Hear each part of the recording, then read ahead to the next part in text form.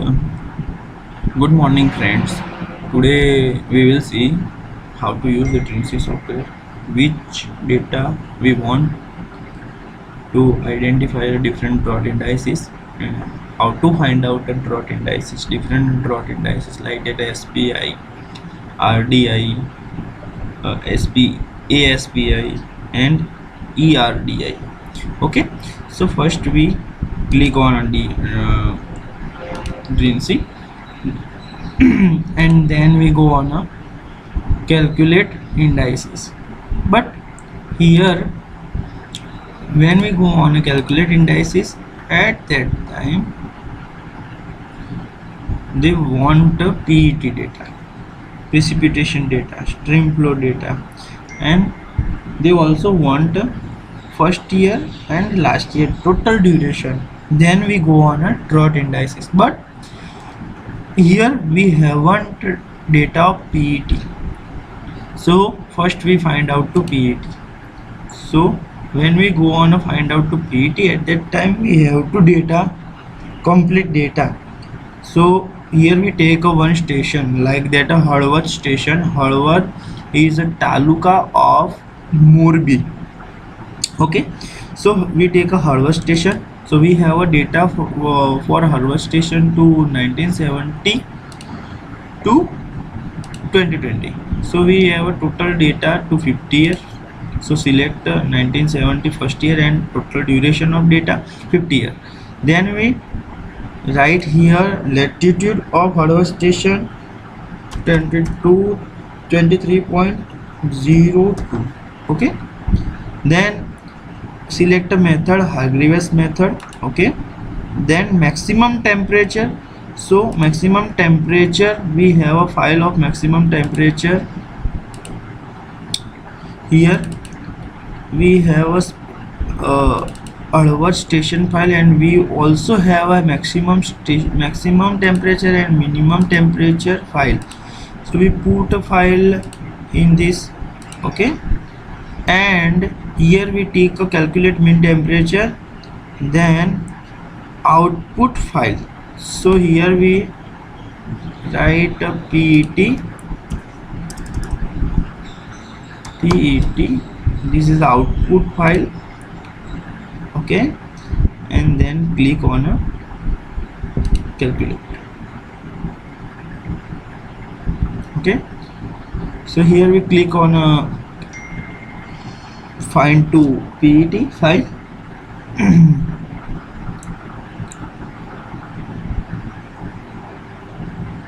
And operation was successful. Then we go on a SPI, and here we have a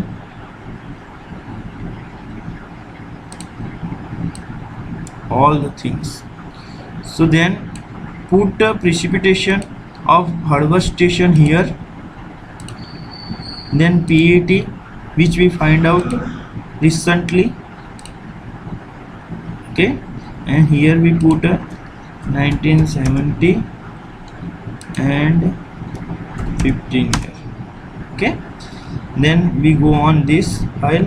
Here we write a output, and we already make a one folder.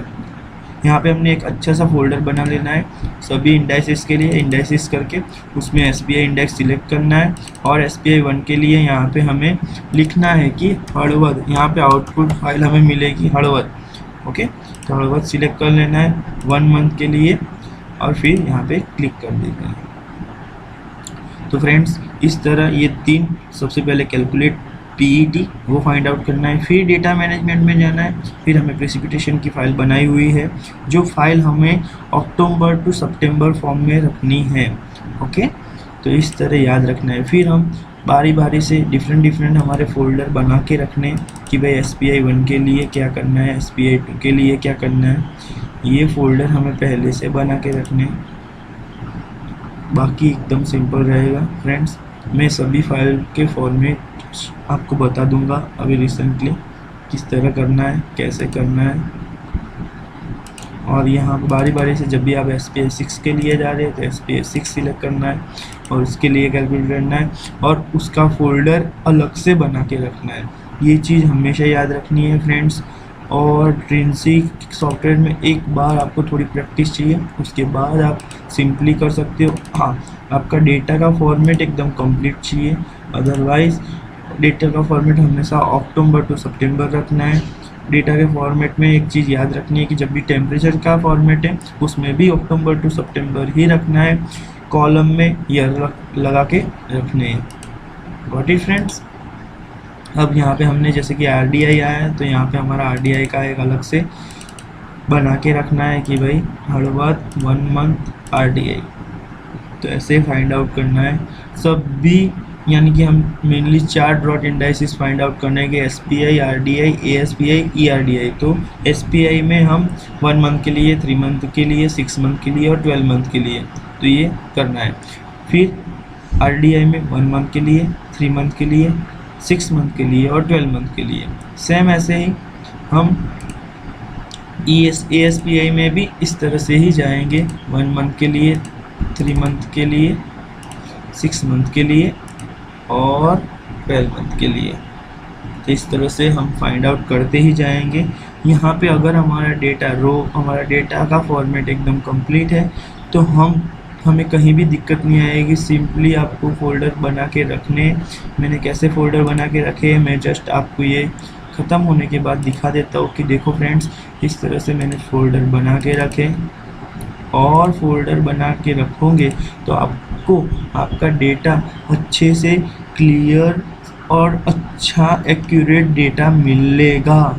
ये चीज़ clear है friends. कई बार मैं जैसे कि सबसे पहले मैं ड्रीमसी use करना मुझे नहीं आता था, एट दैट टाइम मैं बहुत ही प्रॉब्लम फेस कर रहा था कि ड्रीमसी में कौन सा डेटा कहाँ से लाना है। मैं आपको फिर से एक बार बता देता हूँ कि कौन सा डेटा कहाँ से लाना है। टेम्परेचर का डेटा कहाँ से लाना है वो भी मैं बता देता हूँ।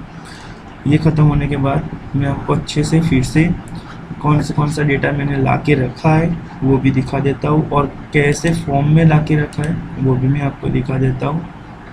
अब हम ASPI के लिए यूज़ करेंगे। अब ASPI 1 मंथ, यहाँ पे क्लिक करना है। यहाँ पे एक ही बार आपको स्टेशन टाइप करना है, उसके बाद ऑटोमेटिक आपको स्टेशन का नाम भी लिख के आ जाएगा फ्रेंड्स।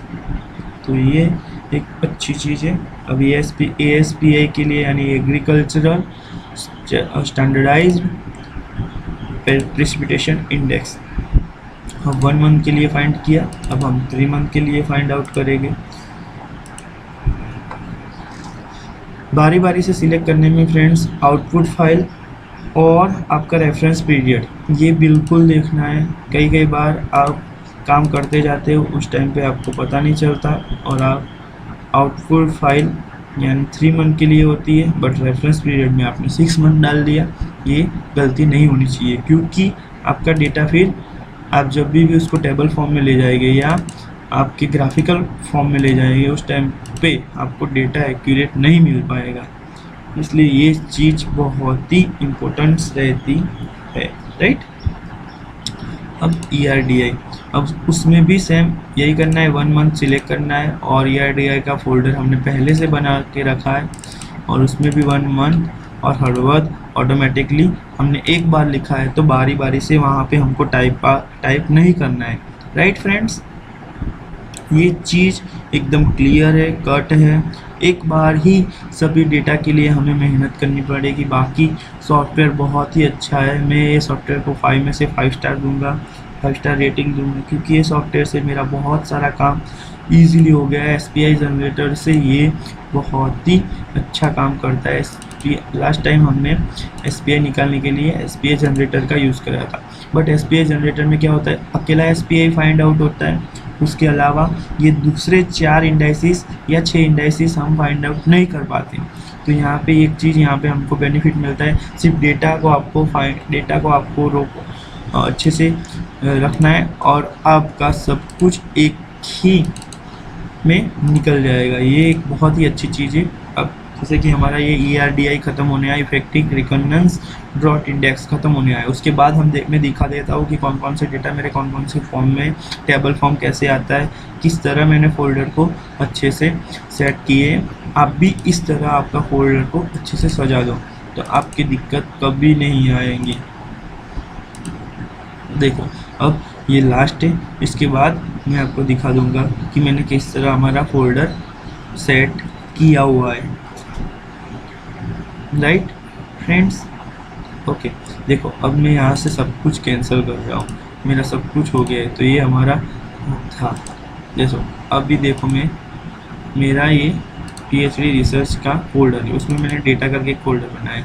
अब यहाँ पे फाइनल मंथ है, जैसे कि ये हमारा हमने रिसेंटली हमने फाइंड आउट किया हड़वद, तो हड़वद में मैंने एक फोल्डर बना के लिखा है, उसमें ये CSV फाइल्स किसकी है, ये टेम्परेचर की CSV फाइल है। उसमें से मैंने मैक्सिमम और मिनिमम को अलग से कर दिया है। तो मैक्सिमम मैंने इस तरह से अलग कर दिया है कि मैक्सिमम में ईयर वाइज और ईयर कॉलम में ईयर लिखना है, और यहाँ पे फॉर्मेट हमेशा याद रखना है, अक्टूबर टू सितंबर डेटा डालना है। ओके, डिफरेंट ईयर के लिए डिफरेंट। तो ये सेपरेट फाइल हो गई टेम्परेचर के लिए। अब सेम ऐसे ही मिनिमम टेम्परेचर की एक फाइल बना के रखनी है आपको। ओके, वो भी इस तरह से रहेगी, ईयर और अक्टूबर टू सितंबर, राइट। अब उसके अलावा हड़वद XLS है हमारा ये, तो इसमें क्या रहेगा, इसमें हमारा रहेगा रेनफॉल डेटा इस तरह से बना के रखना है कि भाई ईयर अक्टूबर टू सितंबर, ये भी एक फॉर्म फिक्स रहेगा। तो ये तीनों से आपको क्या मिल जाएगा, PET आप इसकी वजह से फाइंड आउट कर सकोगे। और PET में ये भी आपके एक्सटेंशन में यही लिखना है कि नाम में PET लिखना है, तो कभी भी आपको कंफ्यूजन नहीं रहेगा। ऐसे मेरे ये डिफरेंट स्टेशन है, और डिफरेंट स्टेशन के लिए सभी डेटा मैंने इस तरह से डाले हुए हैं। जैसे कि अमीरगढ़, तो उसमें भी यही तरह मैक्सिमम मिनिमम PET और XLS, यानी कि ये हमारा रेनफॉल डेटा है, राइट। डन, पता चल गया फ्रेंड्स। Okay, thank you.